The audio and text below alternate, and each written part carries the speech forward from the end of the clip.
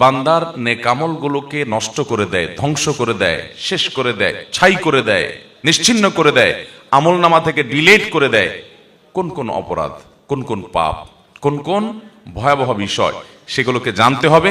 এমন কিছু অপরাধ আছে, এমন কিছু পাপ আছে, এমন কিছু জঘন্য বিষয় আছে, সেগুলোতে লিপ্ত হলে আমাদের কষ্টে করা আমলগুলো নষ্ট হয়ে যেতে পারে। আমরা আমল এবং ভালো কাজের সওয়াব বিনিময় কি এটা যেমন জানা জরুরি, সে আমলের প্রোটেকশন এবং নিরাপত্তার জন্য, এই আমলের জন্য বিধ্বংসী আমলগুলোকে শেষ করে দেয় সেরকম ভয়াবহ বিষয়গুলোকে সেগুলো জানা জরুরি, ঠিক কিনা বলেন? আপনি আমলের সওয়াবের কথা জানলেন, আমলও করলেন, কিন্তু পাশাপাশি আবার আমল নষ্ট হওয়ার মতো কাজও করে বসে থাকলেন, তাহলে একদিক থেকে আমল করলেন আর একদিক থেকে আমল বরবাদ হয়ে গেল, গড়ের সমান হয়ে গেল, বরং কোনো কোনো ক্ষেত্রে লস মাইনাসে চলে গেলেন। হতে পারে কি পারে না?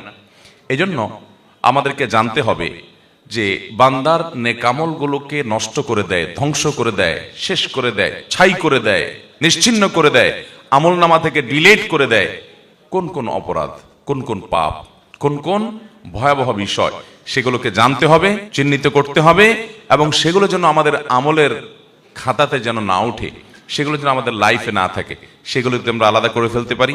সেগুলোতে যদি বেঁচে থাকতে পারি তাহলে আমল অল্প করেন আর বেশি করেন, যেটুকুই করেন এটুকু সেফ থাকবে, নিরাপদ থাকবে, আল্লাহর কাছে পাওয়া যাবে ইনশাআল্লাহ। অতএব এই বিষয়টা আমরা জানার চেষ্টা করবো তো ইনশাআল্লাহ। শুরুতেই আমরা নিয়ত করে নেই যে পয়েন্টসগুলোর কথা আমরা জানবো, যে বিষয়গুলোর কথা আমরা জানবো যেগুলো বান্দার আমলকে বরবাদ করে দেয়, আমলকে নষ্ট করে দেয়, সেগুলো যেন আমার জীবনে কোনো অবস্থায় না থাকে। যদি থাকে, এ আলোচনা শোনার সাথে সাথে আমরা তওবা করে নিব যে সেগুলো আর কখনো আমার জীবনে যেন না আসে, আর ভবিষ্যতেও যেন এরকম কোনো বিষয় আমাদেরকে স্পর্শ করতে না পারে যে বিষয় আমাদের আমলকে বরবাদ করে দিবে। সেরকম নিয়ত আমরা শুরুতে করে নেই, ঠিক আছে তো ইনশাআল্লাহ?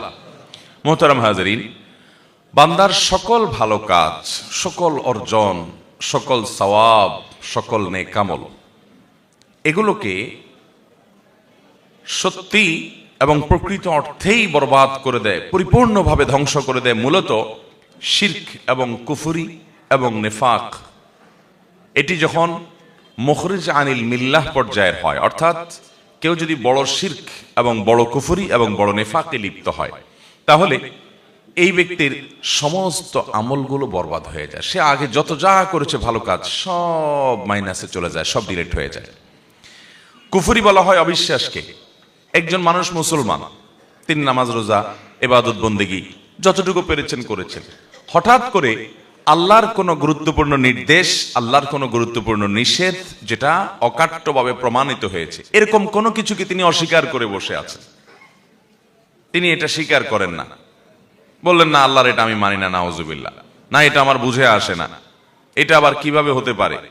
আল্লাহ তাআলার পক্ষ থেকে নির্দেশ অকাট্যভাবে প্রমাণিত হয়েছে কোরআনের সুস্পষ্ট আয়াত দ্বারা, এবং এই জাতীয় নস দ্বারা, যার মাধ্যমে এটি প্রমাণ হতে পারে।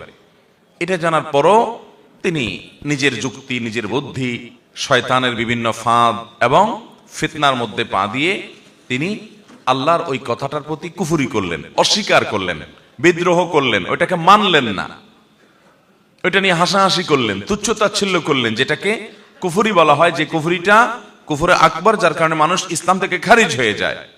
অনেক সময় দেখবেন অনেকে ইসলামের অনেক গুরুত্বপূর্ণ বিষয় নিয়ে, হতে পারে সেটা গুরুত্বের বিচারে ছোট কিন্তু সুস্পষ্ট শেয়ার, ধরুন দাড়ি নিয়ে, কারোর দাড়ি নিয়ে, কারোর হিজাব নিয়ে ব্যঙ্গ করলো, হাসি ঠাট্টা করলো, বিদ্রুপ করলো, তো এটি কিন্তু ইমান থেকে মানুষকে খারিজ করে দেয়, মানুষের ইমান নষ্ট করে দেয়।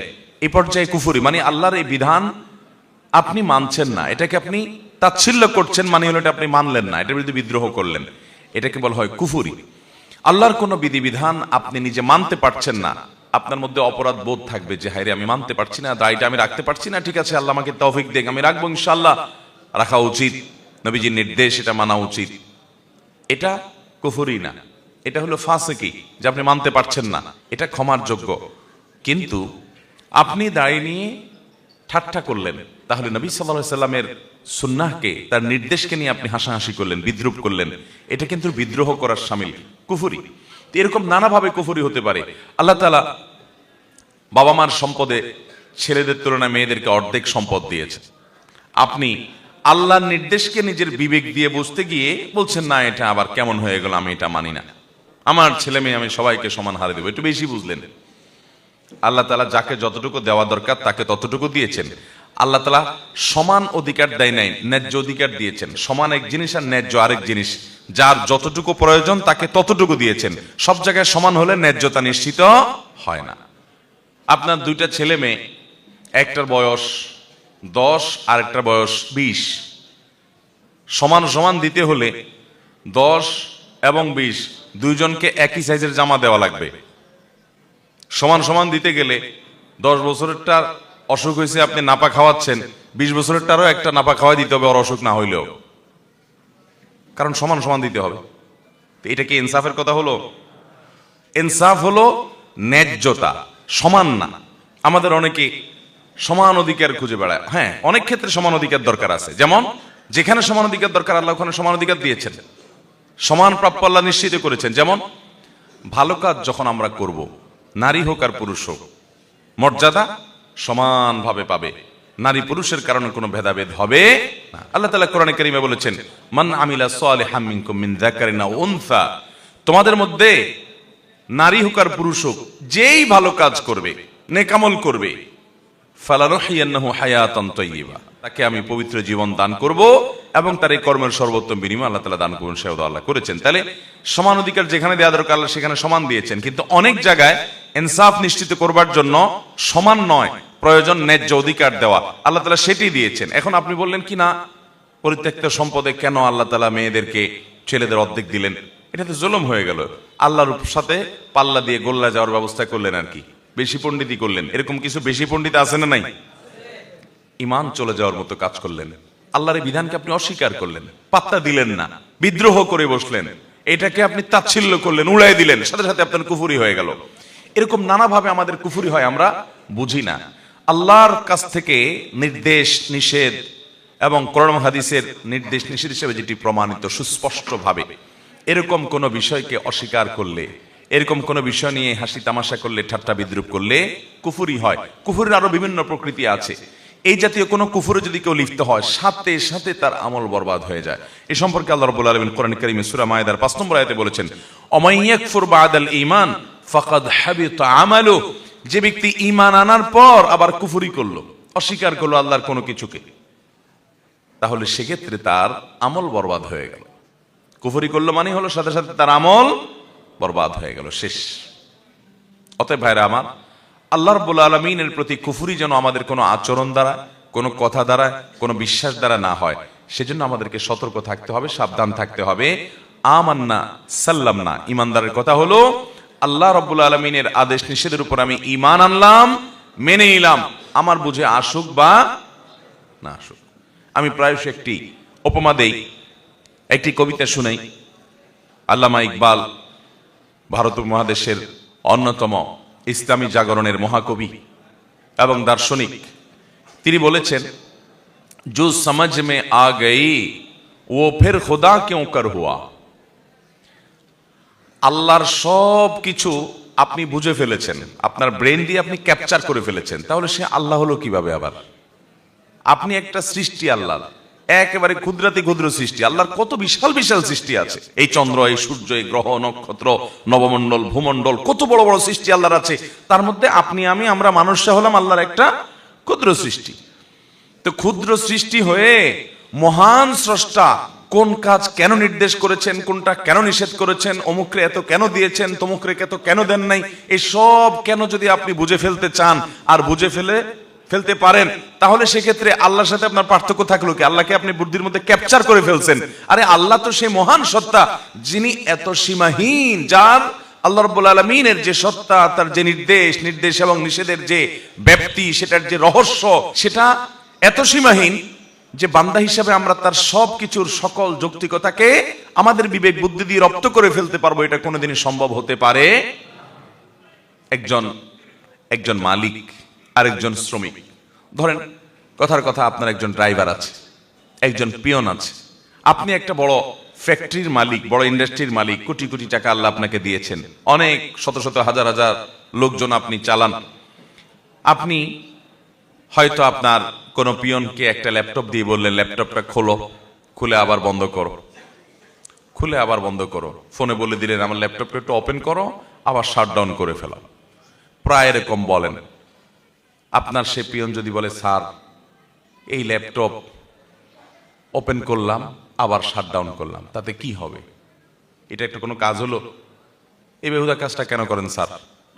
এটা যদি সে বলে তাহলে তার এই বলাটা ন্যায্য হবে না। কারণ হলো স্যারের অনেক সুবিধা অসুবিধার ব্যাপার আছে, অনেক টেকনিক্যাল বিষয় আছে, হয়তো এটাকে রিফ্রেশ করার জন্য বা ওটা অন্য কোনো টেকনিক্যাল কারণে এটা রিস্টার্ট দেওয়ার দরকার।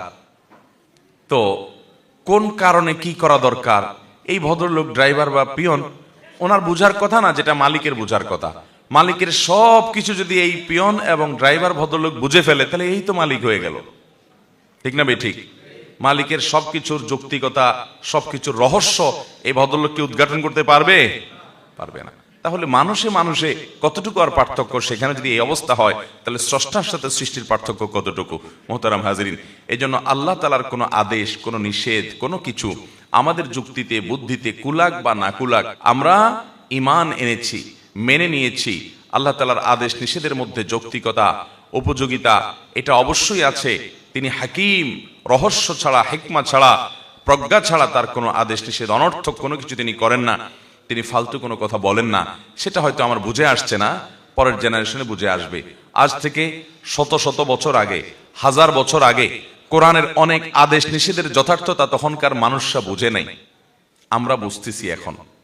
আছে না না এরকম বহু বিষয়? দিনে 5 বার ওযু। আচ্ছা বলেন তো, দিনে 5 বার ওযু করা, আবার প্রত্যেকবার ওযুতে 3 বার করে হাতের কবজি পর্যন্ত ধোয়া, আগে হাতের কবজি দিয়ে তারপর অন্য কাজগুলো করা।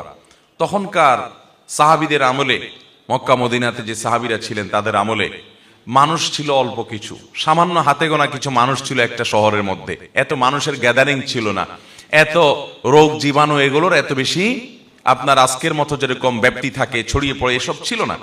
সাহাবায়ে কেরাম রিদওয়ানুল্লাহি তাআলা আলাইহিম আজমাইন, সেই মহামনীষীরা ওই সময় এটার যৌক্তিকতা যদি খুঁজতে যেতেন তাহলে তাদের কাছে যৌক্তিকতা প্রকাশিত প্রমাণিত নাও হতে পারত, যে আল্লাহ আবার এটা কেন বললেন। কিন্তু আল্লাহ রাব্বুল আলামিন তাদেরকে এই যে আদেশ, এই যে নিষেধ করেছেন, ওযু করতে নির্দেশ করেছেন, তাদের বুঝে আসছে বা না আসছে, তারা সেটাকে মেনে নিয়েছেন। আজকে আমরা জানি যে রোগবালাই থেকে, জীবাণু থেকে, বিভিন্ন রকমের ক্ষতিকর বিষয় থেকে বাঁচার জন্য আমাদের ঘন ঘন হাত ধোয়া দরকার। এখন করোনা এসে আমাদেরকে বলছে যে হ্যাঁ হাত ধুইতে হবে ঘন ঘন, হাত ধুইতে হবে ঘন ঘন। এখন হাত ধোয়া যে অনেক দরকারি কাজ এটা আমরা বুঝছি, অথচ তখনকার মানুষরা এটা বুঝতে, ইসলামের অনেক বিষয় আছে যেগুলো হয়তো আগামী আরো 1000 বছর পরে মানুষ বুঝবে, আরো 500 বছর পরে মানুষ বুঝবে। কিন্তু ইমানদার তার বুঝে আসুক বা না আসুক, তার বুঝের উপর নির্ভর করবে না। আমার বুঝে আসলে তারপরে মানবো, তাহলে তো বুঝের গোলাম হলাম, আল্লাহর গোলাম হলাম না। আল্লাহ তাআলার আদেশ নিষেধকে আমি মেনে নিলাম, এটাকে বলা হয় ঈমান, এটাকে বলা হয় সারেন্ডার, এটাকে বলা হয় ইসলাম। মোহতারাম হাজরিন, এজন্য একজন মুসলমান তিনি কুফরি থেকে বেঁচে থাকবেন। আল্লাহর কোনো আদেশ নিষেধ নিয়ে সন্দেহ, সংশয়, কপটতা, কুফরি, অস্বীকৃতি এগুলো যেন কখনো না আসে। যদি আসে সকল আমল বরবাদ হয়ে যাবে। আমল বরবাদ হওয়ার জন্য আরেকটা বিষয়ের দায় আছে অনেক বড়, সেটি হলো শিরক। কুফরিরই ওই ক্যাটাগরির আরেকটি অপরাধ, আরেকটি পাপ, যেটি ক্ষমার অযোগ্য যদি কেউ এটি করে তওবা ছাড়া মারা যায়। আর যদি এটি করার পর কেউ তওবা করে আল্লাহ তাআলা মাফ করে দিবেন। অনেক মুসলিম ভাইরা আছি আমরা, অনেক বোনরা আছেন আমাদের, যারা শিরকে লিপ্ত হন, আল্লাহর ইবাদত করেন, আবার আল্লাহর পাশাপাশি হয়তো কোনো মানুষের, কোনো কবরের, কোনো মাজারের, কোনো আপনার অলৌকিক শক্তির পুজো করেন, উপাসনা করেন, তার কাছে প্রার্থনা করেন, তার কাছে সাহায্য চান। এরকম রোগবালাই, এরকম শিরকের এই বদ অভ্যাস আমাদের দেশে অনেক মানুষের মধ্যে আছে না নাই? শিরকের এই অপরাধ সম্পর্কে আল্লাহ তাআলা বলেছেন, ওয়ালাকাদ উহিয়া ইলাইকা ওয়া ইলাল লাযিনা মিন ক্বাবলিক, হে রাসূল আপনি এবং আপনার পূর্বে যত রাসূল পৃথিবীতে এসেছেন সকলের প্রতি আল্লাহ তাআলার কমন একটা অর্ডার ছিল। সেটা কি? লাইন আশরাকতা লা ইয়াহবাতান্না আমালুক, যদি আপনি শিরকে লিপ্ত হন, রাসূল সাল্লাল্লাহু আলাইহি ওয়াসাল্লামকে আল্লাহ বলছেন আপনি নিজে শিরকে যদি লিপ্ত হন, নবী হয়ে রাসূল হয়ে যদি কেউ আল্লাহর সঙ্গে শিরকে লিপ্ত হয়, লা ইয়াহবাতান্না আমালুক, তাহলে আপনার যত আমল আছে, ভালো কাজ আছে, সব বরবাদ হয়ে যাবে। ওয়ালা তাকুনান্না মিনাল খাসিরিন, এবং আপনি ক্ষতিগ্রস্তদের কাতারে শামিল হবেন, লুজার হবেন, সব হারিয়ে আপনি কপাল পোড়া দুর্ভাগা হতভাগা হয়ে যাবেন, ক্ষতিগ্রস্ত হয়ে যাবেন। মোহতারাম হাজরিন, এই আয়াত বলছে যদি কেউ শিরকে লিপ্ত হয় তাহলে তার সমস্ত নেক আমল নষ্ট হয়ে যায়। এজন্য শিরকের ব্যাপারে আমাদের সাবধান থাকতে হবে। আমাদের দোয়া সন্তান না হলে, ব্যবসা বাণিজ্য ভালো না হলে, বিপদ আপদ দূর না হলে, রোগবারাই ভালো না হলে, তারপর আমাদের দাম্পত্য জীবনে সুখ শান্তি না হলে, যেই কোনো সুবিধা অসুবিধা চাওয়া পাওয়া, এগুলোর জন্য আমরা হাত তুলবো, প্রার্থনা করব একমাত্র কার কাছে? আল্লাহ রাব্বুল আলামিনের কাছে। আল্লাহর পাশাপাশি যদি আপনি অন্য কাউকে শরীক বানান, আরো কারোর কাছে আপনি দোয়া করেন, প্রার্থনা করেন, তাহলে এটা হবে শিরক। ঠিক একইভাবে আমাদের সেজদা, আমাদের রুকু, আমাদের নামাজ, এটা কার উদ্দেশ্যে হবে? আল্লাহর উদ্দেশ্যে। এখন আপনি কোনো কবরে গিয়ে, কোনো মাজারে গিয়ে সিজদা করলেন, সেখানে গিয়ে আপনি রুকু করলেন, সেখানে গিয়ে নামাজ পড়লেন, তাহলে এটা হলো শিরক, এবং এই শিরকের কারণে আপনার আমল বরবাদ হতে পারে। এজন্য মোহতারাম হাজিরিন, শিরক এবং কুফর, আল্লাহর কোন বিধানকে বা আল্লাহর শরীয়তকে, আল্লাহর আদেশকে অস্বীকার করা, কিংবা আল্লাহর ইবাদতের পাশাপাশি অন্য কারো শরীক করা, এগুলো আমাদের আমলগুলোকে বরবাদ করে দেয়। এই বরবাদ করে দেওয়া বিষয়টি, শিরক এবং কুফর থেকে আমরা বেঁচে থাকার চেষ্টা করবো তো ইনশাআল্লাহ। আল্লাহ তাআলা আমাদেরকে তৌফিক দান করুন। আজান হচ্ছে, আমরা আজানের জবাব দিয়ে নিই, তারপর ইনশাআল্লাহ আমরা বাকি আলোচনা কন্টিনিউ করব। আজানে মুয়াজ্জিন সাহেব যা যা বলে সাথে তাতা বলতে হয়, এটা আজানের জবাব। আল্লাহু আকবার, আল্লাহু আকবার, আল্লাহু আকবার, আল্লাহু আকবার। আমরা যেটা বলছিলাম যে আমল বরবাদ করে দেয় যে বিষয়গুলো, এর ভিতরে প্রথম বিষয় হলো কুফর এবং শিরক। কুফর এবং শিরক, আল্লাহর প্রতি অবিশ্বাস কিংবা আল্লাহর সঙ্গে কোনো শরীক সাব্যস্ত করা, এগুলো থেকে বেঁচে থাকতে হবে। অতএব এগুলো থেকে বাঁচার জন্য আল্লাহর প্রতি কুফর যেন না হয় সে বিষয়ে আমাদের সাবধান থাকতে হবে। তাওহীদ সম্পর্কে ইলম এবং জ্ঞান অর্জন করতে হবে। শিরক সম্পর্কে আমাদেরকে সতর্ক থাকতে হবে যাতে শিরকের অপরাধ না আসে। শিরকের মধ্যে আবার ছোট শিরক, বড় শিরক, যত রকমের শিরক আছে, সব ধরনের শিরক থেকে বেঁচে থাকার জন্য বিশেষভাবে চেষ্টা করতে হবে। আল্লাহ তাআলা আমাদের সবাইকে সে তৌফিক দান করুন। দ্বিতীয় যে বিষয়টি বান্দারা আমলকে বরবাদ করে দেয়, নষ্ট করে দেয়, সেটি হলো রিয়া বা লৌকিকতা, মানুষ দেখানো কাজ করা। এটা মানুষের আমলকে বরবাদ করে দেয়। ইবনে মাজাহ বর্ণিত একটা হাদিস আছে, নবী করিম সাল্লাল্লাহু আলাইহি ওয়াসাল্লাম বলেছেন, কিয়ামত যখন কায়েম হবে তখন আল্লাহর পক্ষ থেকে একজন ঘোষক ঘোষণা দিয়ে বলবেন, যারা কোনো ভালো কাজ করছো তোমাদের জীবদ্দশায় আল্লাহকে খুশি করার জন্য, আবার পাশাপাশি আল্লাহর সাথে অন্য আরো কারোর খুশিও তোমার উদ্দেশ্য ছিল, যে আল্লাহও খুশি হোক, সাথে অমুকও দেখুক তাহলে ভালো লাগবে, অমুকও শুনুক তাহলে ভালো লাগবে। এই যে লোক দেখানো, লোক শুনানো, এই ধরনের আমল যদি তোমরা কেউ করে থাকো, যে সেখানে তোমাদের নিয়তটা পিওর ছিল না, সেখানে ভেজাল ছিল, আল্লাহকে খুশি করার পাশাপাশি বান্দাকে খুশি করার বিষয়টিও সেখানে চলে আসছে, এরকম যদি হয়, তাহলে সেক্ষেত্রে তোমরা তোমাদের বিনিময়, তোমাদের পারিশ্রমিক আল্লাহর কাছ থেকে, এই ভাই কি সে এত যদি কল বাজে, কিভাবে কথা বলবো আমি? এটা সরান, আপনি এখান থেকে বন্ধ করেন, এটা সরান, মোবাইল সরান। হ্যাঁ, তো অফ আগে করেন নাই কেন? এটা কোন ধরনের, আপনি কোন মিডিয়া, এটা কোন চ্যানেল? নিজেদের বুঝতে পারছি, তাহলে মোবাইল বাজবে, সামনে এনে রাখবেন, এটা কোন ধরনের? মানুষের সেন্স থাকতে হবে তো। জি ভাই, বলতেছিলাম যে আল্লাহ রাব্বুল আলামিন বান্দাকে যখন কিয়ামতের ময়দানে ডেকে বলবেন যে দুনিয়াতে যদি কোনো ভালো কাজ করো, আল্লাহকে খুশি করার উদ্দেশ্য ছিল, সাথে একটু বান্দারা একটু দেখুক, বান্দারা একটু আমাকে ভালো বলুক, একটু বাহাবা দেখ, সবাই একটু জানুক, একটু ভাবসাব আসবে, এরকম অসৎ উদ্দেশ্য যাদের ছিল, আল্লাহর পক্ষ থেকে ঘোষক ঘোষণা দিয়ে বলবেন তারা যেন তাদের সেই ভালো কাজের সওয়াবের আশা আল্লাহর কাছে না করে, ওইটা আল্লাহকে খুশি করার পাশাপাশি আর যাকে দেখানোর জন্য, যাকে খুশি করার জন্য, যার কাছে গল্প দেওয়ার জন্য করছিলা, তার কাছ থেকে গিয়ে বিনিময় নাও। কারণ ইন্নাল্লাহা আগনা শুরাকা আনিশ শিরক, আল্লাহ তাআলা তার সাথে যাদেরকে শরীক সাব্যস্ত করা হয়, এসব শরীক টরিকের শিরক থেকে, পার্টনারশিপ থেকে আল্লাহ তাআলা অনেক পবিত্র। এগুলোর কোনো প্রয়োজন আল্লাহ তাআলার নাই। পিওর কোনো আমল আল্লাহর জন্য করলে, যে সেখানে আল্লাহর কাছেই আমি শুধুমাত্র সওয়াব আশা করি, মানুষের কাছে আমার কিছু পাওয়ার আশা নাই, তাহলে সেই আমলটার বিনিময় আল্লাহর কাছে পাওয়া যাবে। যেই আমলটা আল্লাহর কাছে বিনিময়ের পাশাপাশি বান্দার কাছ থেকে কিছু পাওয়ার আশা বা ধান্দা থাকবে, সে আমলের বিনিময় আল্লাহর কাছে পাওয়া যাবে। ওই আমলটা বরবাদ হয়ে যাবে। সব আমল না, যে আমলটার ভিতরে রিয়া থাকবে, লৌকিকতা থাকবে, লোক দেখানো লোক শোনানো মানসিকতা থাকবে, ওই আমলটা বরবাদ হয়ে যাবে। আজকাল আমাদের সোশ্যাল মিডিয়ার কারণে, ফেসবুক, ইউটিউব ইত্যাদির কারণে আল্লাহকে খুশি করার জন্য শুধুমাত্র আমল, এরকম আমল খুঁজে পাওয়া বড় কঠিন, বড় কঠিন। নামাজটা পড়লেও পারলে সেলফি যদি তুলে ফেসবুকে দিতে পারি, কিছু লাইক কমেন্ট কামাই হবে, কিছু বাহবা হবে, কিছু লোক নারায় তাকবীর দিবে। মিডিয়ার কল্যাণে আজকাল আমাদের ইখলাস ধরে রাখা এটা সোনার হরিণ হয়ে গেছে, কঠিন হয়ে গেছে, ঠিক না ভাই? ঠিক। মোহতারাম হাজরিন, সেজন্য আল্লাহ রাব্বুল আলামিনের কাছে পানাহ চাইতে হবে। ভাইরা, কত আমল আমরা করছি, কত আমল আমরা করছি না জানি, রিয়ার কারণে, লোক দেখানো মানসিকতার কারণে, লোক শোনানো মানসিকতার কারণে, লৌকিকতার কারণে আমাদের সেসব আমল বরবাদ হয়ে যাচ্ছে। সেগুলোর কোনো সওয়াব আল্লাহর কাছে আমরা পাবো না। এজন্য একজন ইমানদার তিনি রিয়া থেকে নিজেকে বাঁচানোর জন্য আপ্রাণ চেষ্টা করবেন। বিশেষ করে আর্থিক ইবাদত, যে ইবাদতগুলো সওয়াব করার মতো, যেগুলো মানুষ দেখবে, দেখানো যায় মানুষকে, এই আমলগুলো মানুষকে দেখাদেখি করলে অনেক সময় নিজের মধ্যে ওই মানুষের কাছ থেকেও যে বাহবা পাবো এরকম একটা আশা, এক্সপেক্ট চলে আসে, ঠিক না বেঠিক?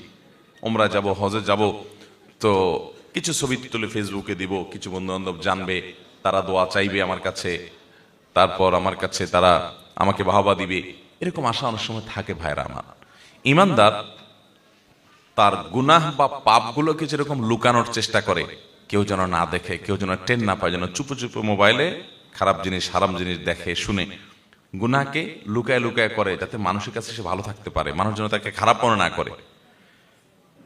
তো গুনাহ যেরকম মানুষ লুকানোর চেষ্টা করে, ইমানদার তার নেক আমলগুলোকেও এরকম লুকানোর চেষ্টা করবে, যে কেউ দেখার পর আমার ভিতরে ভাব চলে আসবে বা কাউকে দেখানোর উদ্দেশ্য আমার মনের মধ্যে আসবে, তাহলে তো আমল বরবাদ হয়ে যেতে পারে, এটা কোনো সওয়াব আমার কাছে নাও পাইতে পারি। এই জন্য ওই আমলটাকে সেভ করার জন্য, এটাকে নিরাপদ করার জন্য সে লুকাবার চেষ্টা করবে। গল্প দিয়ে বেড়াবে না, গল্প দিয়ে বেড়াবে না, তার অনেক কাজ থাকবে কিন্তু মানুষ জানবে না। আর অনেক মানুষ আছে দেখবেন যে যদি সারা বছরে একদিনও তাহাজ্জুদ পড়ার তৌফিক নসিব হয়, ভোর রাতে উঠে, মাশাআল্লাহ, তার সারা দিনের গল্পের মধ্যে, কথাবার্তার মধ্যে, আলাপচারিতার মধ্যে, কনভারসেশনের মধ্যে কোনো না কোনো ভাবে ওই বিষয়টা চলে আসেই আসে, ঠিক না বেঠিক? আল্লাহ হজে 2 বার নিয়েছে, এই কথাটা বন্ধু মহলে ডাইরেক্ট কিভাবে বলি, ঘুরায় ফিরায় ছেলে মেয়েকে, নাতি নাতনিকে ডেকে দিয়ে, আমার দ্বিতীয় হজ থেকে আনা যায় নামাজটা নিয়ে আসো তো, দ্বিতীয় হজ থেকে আনা যায় নামাজ। এর মানে হলো, আশেপাশে যারা আছেন শুনতেছেন, আপনারা শুনে রাখেন যে আমি কিন্তু হজ 2 বার করছি, অতএব দ্বিতীয় হজ থেকে আনা যায় নামাজ আনতে বলছি। এরকম নানান ভাবে মানুষ কৌশলে নিজের বাকাওতি জাহির করার চেষ্টা করে, কি করে না? একজন সৎ ইমানদার বান্দা তার কোনো আমলকে প্রকাশ করার চেষ্টা করবেন না, মানুষের কাছে বাহবা পাওয়ার সন্তত করার চেষ্টা করবেন না। হ্যাঁ, প্রকাশ করাটা প্রশংসনীয় হবে কখন? যে দেখা যাচ্ছে কোনো একটা জায়গায় একটা ভালো কাজ সবার করা উচিত বা অনেকের করা উচিত, কিন্তু কেউ করছে না। ধরুন একটা মসজিদে দানের ব্যাপার আসছে, অনেক টাকা দরকার, সবাই এগিয়ে আসা দরকার, কিন্তু কেউ সৎসাহস করে বলছে না। আপনি সেখানে বিসমিল্লাহ করে বললেন, ঠিক আছে আমি 10,000 টাকা দেবো ইনশাআল্লাহ। আপনি জানেন আপনি যদি এটা বলেন তাহলে অন্য আরো অনেকে সাহস করবে, সৎসাহস করবে, তারা আগায় আসবে, তাদেরও নিয়ত হবে। তো সে উদ্দেশ্যে অন্যকে আপনি উৎসাহিত করার উদ্দেশ্যে আপনি এটা করেছেন, তাহলে এটা প্রশংসনীয় হতে পারে। আল্লাহ কোরআনে এই দানকেও প্রশংসা করেছেন। কিন্তু অন্যকে উৎসাহিত করা এটা তো অনেক পরে। আমি প্রকাশ করার পর আমার শরীরে একটা ভাবসাব আসবে, মানুষ আমাকে জানবে, ওরে বাবার এই লোক দিছে 10,000 টাকা, হ্যাঁ, আমাকে মসজিদের অন্যতম ডোনার মনে করে রেসপেক্ট করবে, এরকম একটা ভাবসাব যদি আমার মধ্যে থাকে, সে উদ্দেশ্য যদি থাকে, তাহলে সেক্ষেত্রে আমার মতো রোগীর জন্য আরেকজনকে উৎসাহিত করে দান করানোর চাইতে নিজের আমলটাকে সেফ এবং হেফাজত করার চেষ্টা করতে হবে বেশি। আমরা আমল করে, ভালো কাজ করে গল্প দেওয়ার মানসিকতাটা পরিহার করতে হবে। এটা আমাদের মধ্যে প্রচন্ড রকম আজকাল ঝেঁকে বসেছে, ব্যাধি আকার ধারণ করেছে। এটাকে বলা হয় শিরকে আসগার আল খাফি।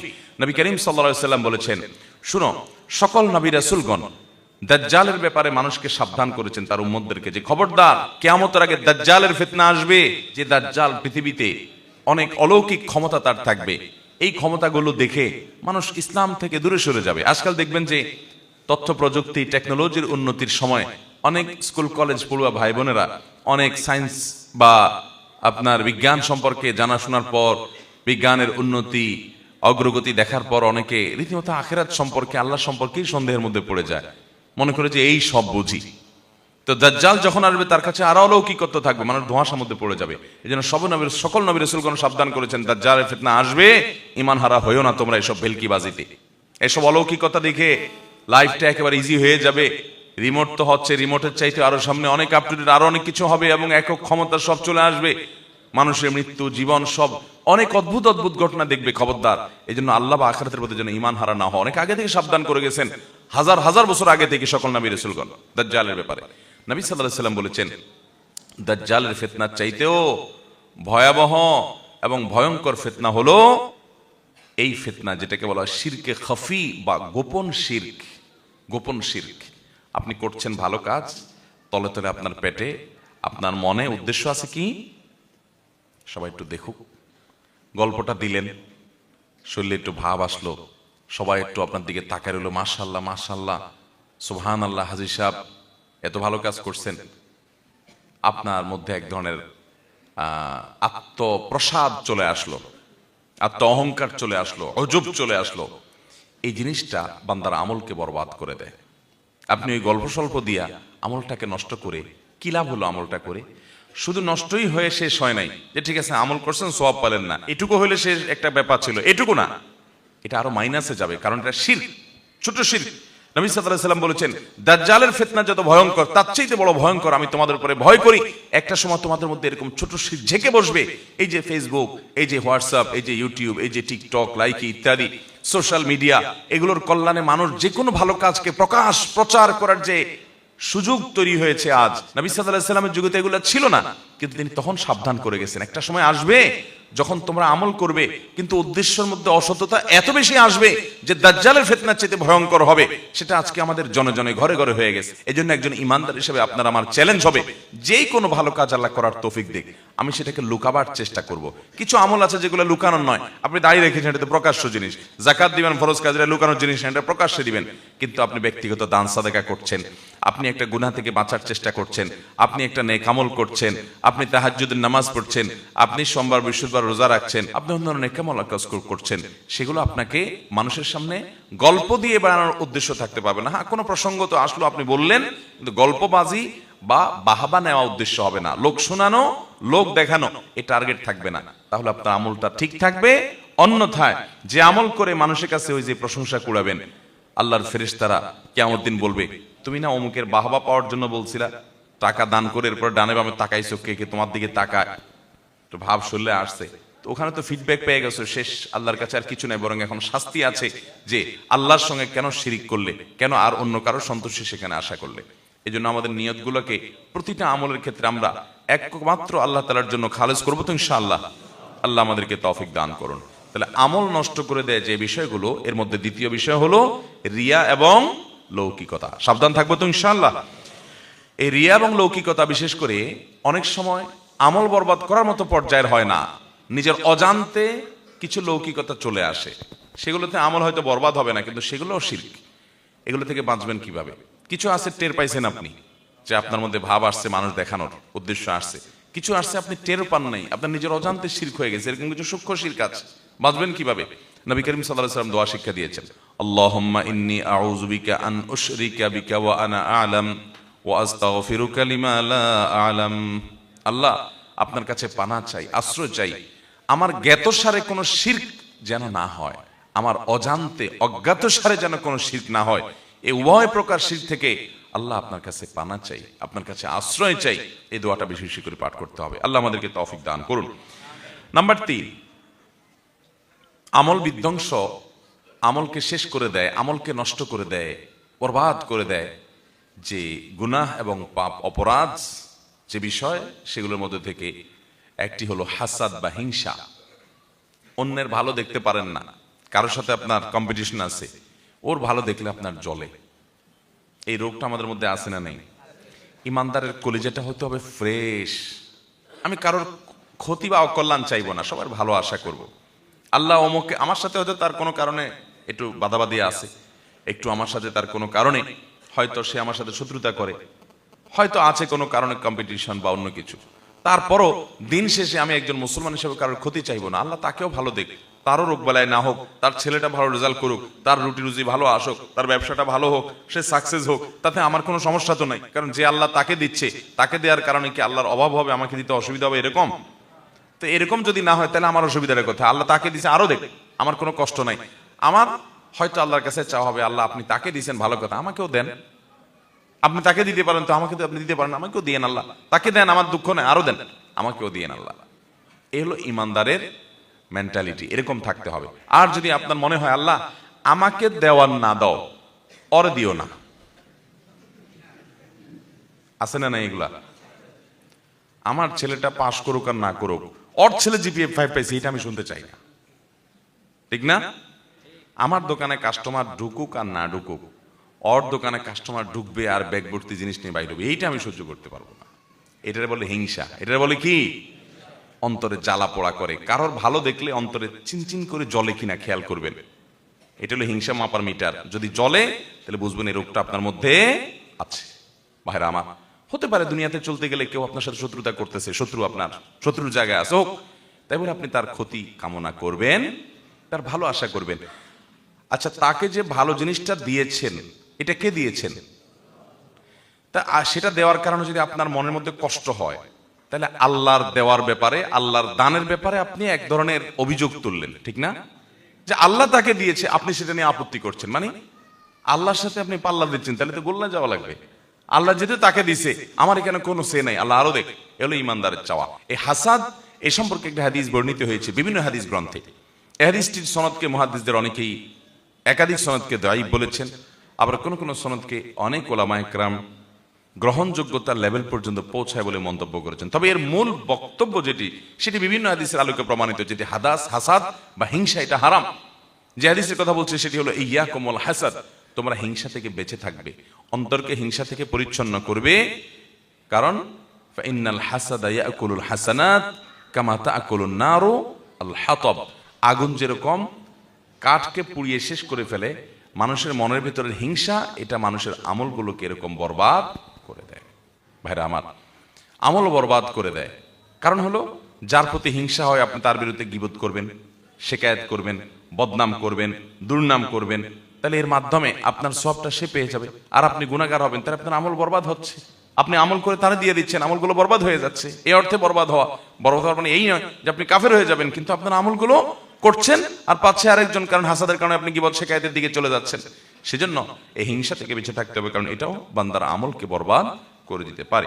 নাম্বার 4, নবী করিম সাল্লাল্লাহু আলাইহি সাল্লামের প্রতি বেয়াদবি, নবীজির শানে আদবের খেলাফ হয়, শিষ্টাচার বহির্ভূত হয় এমন কোনো কাজ করা, কিংবা তার বিরুদ্ধাচরণ করা, তার আনুগত্য না করা, এটাও বান্দার আমলকে বরবাদ করে দেয়। এই বিষয়ে কোরআন কারীমের একাধিক আয়াত রয়েছে যে আল্লাহ এবং তার রাসূলের, আল্লাহ যে রাসূল সাল্লাল্লাহু আলাইহি সাল্লামের সাথে শিকাক করবে, মুখালাফাত করবে, বিরুদ্ধাচরণ করবে, রাসূলের কথা পাত্তা দিবে না, মানার চেষ্টা করবে না, দম্ভ করবে, অহংকার করবে, তুচ্ছ তাচ্ছিল্য করবে, অস্বীকার করবে, এই ব্যক্তি তার আমলগুলো বরবাদ হবে।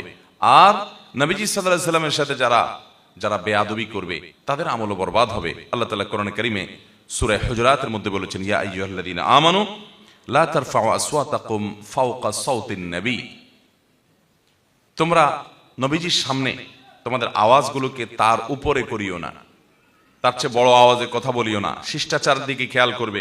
ওয়ালা তাজহারু লাহু বিল কাউলি কাজাহরি বা'দিকুম লিবা'দিন, তোমরা একে অন্যের সামনে যেরকম জোরে জোরে কথা বলো, নবীর সামনে এরকম জোরে জোরে কথা বলবে না। আন তাহবাতা আমালুকুম ওয়া আনতুম লা তাশউরুন, যদি এটা করো তাহলে তোমাদের আমল বরবাদ হয়ে যাবে, তোমরা টেরও পাবা না। এই যে একটা শিষ্টাচার, এটা নবী সাল্লাল্লাহু আলাইহি সাল্লামের সাথে দেখাতে হবে, না হলে আমল বরবাদ হওয়ার মতো বিষয় হতে পারে যদি নবীজির শানে এরকম বেয়াদবি করে কেউ।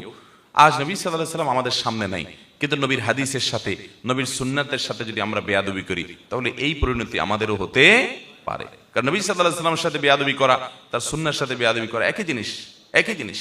মুহতারাম হাজিরিন, একই ভাবে নবীজি তো বটেই, আমাদের যারা মুরব্বীরা আছেন, বয়সে বড় আছেন, ওলামা একরাম আছেন, জ্ঞানে বড় আছেন, বিভিন্ন দিক থেকে বড় আছেন, তাদের সামনে কথা বলার আদব শিষ্টাচার এখান থেকে আমরা শিখতে পাই, যে তাদের সামনে উচ্চ আওয়াজে কথা না বলা, তাদের সামনে নীরবে কথা বলা। আজকাল দেখবেন তরুণদের মধ্যে এই সমস্ত শিষ্টাচার নাই, এগুলোকে আমরা অনেক হালকা জিনিস মনে করি, যে বাবার সামনে আপনার জোরে আওয়াজ হবে না, আপনার সিনিয়র কায়ের সাথে মায়ের সাথে জোরে আওয়াজ হবে না। এখন তো যুবক পোলাপান সবচাইতে বেশি চিৎকার চেঁচামেচি, অভদ্রতা, অসৌজন্যমূলক এবং পশুর মতো চিল্লে চিল্লি করে কথা বলে মায়ের সামনে।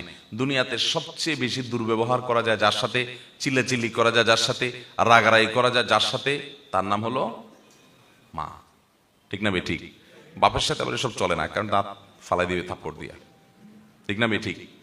মা বেচারি অনেক দয়া এবং মায়া তার সন্তানের প্রতি। এই চান্সে অনেক যুবকরা বেয়াদবি করেন। মনে রাখবেন, এটি ভয়ঙ্কর একটি ব্যাপার। এই জন্য শিষ্টাচার আমাদেরকে শিখতে হবে। শিষ্টাচার বহির্ভূত মানুষ কখনো ভালো মুসলমান হতে পারে?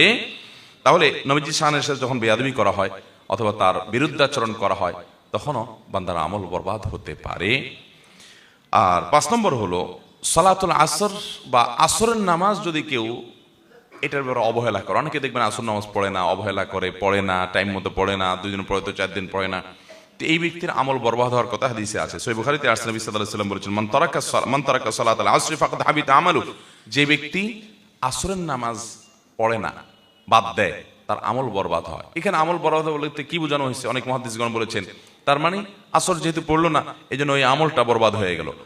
আর আসরের নামাজ হলো 5 ওয়াক্ত নামাজের ভিতরে বিশেষ গুরুত্বপূর্ণ নামাজ। হাফিজু আলাস সালাওয়াতি ওয়াস সালাতিল ওয়াসতা, হাদিসে আসছে তোমরা সব নামাজের দিকে খেয়াল করো, বিশেষ করে মধ্যম নামাজ। মধ্যম নামাজটা কি? অনেক মুহাদ্দিস, অনেক মুফাসসির আর কোরআন বিশ্লেষকগণ বলেছেন যে এখানে আসরের নামাজকে বোঝানো হয়েছে, বিশেষ গুরুত্বপূর্ণ। এজন্য আসরের নামাজের পরে অবহেলা বিশেষভাবে একজন ইমানদার করবে না। এটি তার ওই আমলকে বরবাদ করে দিতে পারে। এর মাধ্যমে সব আমল বরবাদ হবে সেটা না, কিন্তু এটার পরে আমল বরবাদ হওয়ার কথা হাদিসে আছে। সেটাকে অনেক উলামা ইকরাম বলেছেন এটি ধমকি স্বরূপ বলা হয়েছে। অনেকে বলেছেন যে এটার ব্যাখ্যা হলো, যদি কেউ এটাকে বৈধ মনে করে যে না পড়লেও চলে, তাহলে সে কুফরি হবে, তার আমল বরবাদ হবে সেই কারণে। আর অনেক ব্যাখ্যা আছে। 6 নম্বর এবং সর্বশেষ যেটি বলতে চাই তা হলো, কোনো মানুষ যদি কারোর পরিণাম সম্পর্কে নিজে পণ্ডিতি করে আল্লাহর উপর কোনো ফয়সালা দিয়ে দিতে চায়, এটা তার আমলকে বরবাদ করে দিতে পারে। এ সম্পর্কে একটি হাদিস বর্ণিত হয়েছে। নবী করিম সাল্লাল্লাহু আলাইহি ওয়াসাল্লাম ইরশাদ করেছেন, কোন এক ব্যক্তি অন্য ব্যক্তি সম্পর্কে বলল যে এই ব্যক্তিকে আল্লাহ তাআলা মাফ করবেন না, এর কোনো রক্ষা নাই, এর খবর আছে, এর আল্লাহ তাআলা ছাড় দিবেন না, এরকম হার্ডলি বলেছে। আল্লাহ রাব্বুল আলামিন ওই ব্যক্তিকে বলবেন, আমার ওই বান্দাকে মাফ করব কি করব না, এটা তো আমার ইখতিয়ার। তুমি যখন এত বড় পণ্ডিতি করলা যে ঠিক আছে সে মাফ পাবে না, তাহলে আমি তাকে মাফ করে দিলাম আর তোমার আমল বরবাদ করে দিলাম।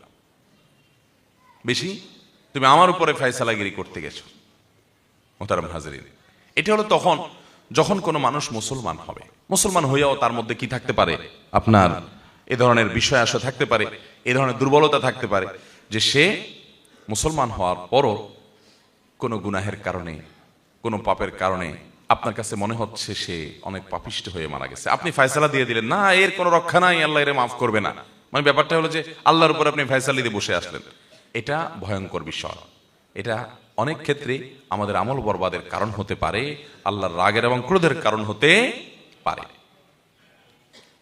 হ্যাঁ, কেউ কাফির হয়ে মারা গেছে, আপনি জানেন পরিষ্কার কুফরি করে সে মারা গেছে, তাহলে সেই ব্যক্তি জাহান্নামে যাবে, কোরআনের বর্ণনা রয়েছে। তারপরেও ইন্ডিভিজুয়ালি একজন একজন করে নাম নিয়ে নিয়ে অমুক জাহান্নামে যাবে, তমুক জাহান্নামে যাবে, এসব ফয়সালা দেওয়ার দায়িত্ব আমাদেরকে আল্লাহ তাআলা দেন নাই। আমরা আম সাধারণ এবং উসুল এবং মূলনীতি বলবো যে যে আল্লাহর প্রতি অবিশ্বাস নিয়ে মারা যাবে সে জাহান্নামে, আল্লাহ কোরআনে বলেছে। আমাদের দেশে দেখা যায় আজকাল ফেসবুকে কোনো একজন ধরেন কোনো একজন মানুষ মারা গেলেন, হয়তো লোকটা তার জীবদ্দশায় অনেক পাপ করেছে, অপরাধ করেছে, অন্যায় করেছে, কিন্তু দিন শেষে সে মুসলমান। আল্লাহ তাআলা চাইলে তার পাপগুলো মাফ করে তাকে জানা দিতে পারেন কি পারেন না? কিন্তু দেখবেন অনেক লোক ফেসবুকে কমেন্ট করে, ফি নারে জাহান্নাম খালিদিনা ফিহা আবাদা। কেউ একটা মারা গেছে মনে করেন, তো লেখা দেয় যে সোজা জাহান্নাম, গো টু ফায়ার। এরকম লেখে কি লেখে না? ভাইরা আমার, এই হাদিস বলছে যে কোনো ইমানদার, কোনো মুসলমান হতে পারে তিনি পাপিষ্ট অপরাধী, কিন্তু আল্লাহ তাকে মাফ করবেন না, সে চিরকাল জাহান্নামে চলে যাবে। এই ফয়সালা আপনাকে আল্লাহ তাআলা দেওয়ার দায়িত্ব দেন না, এই কন্ট্রাক্টরে আপনাকে দেওয়া হয় নাই। আপনি নিজের চরকা তেল দেন, নিজের কি হবে, কি আমল করে যাচ্ছেন সেটার জন্য হিসেব নেন। চেষ্টা করবো তো আমরা ইনশাআল্লাহ। আল্লাহ তাআলা আমাদের সবাইকে আমল বিধ্বংসী সমস্ত গুনাহ এবং পাপ থেকে বেঁচে থাকার তৌফিক দান করুন।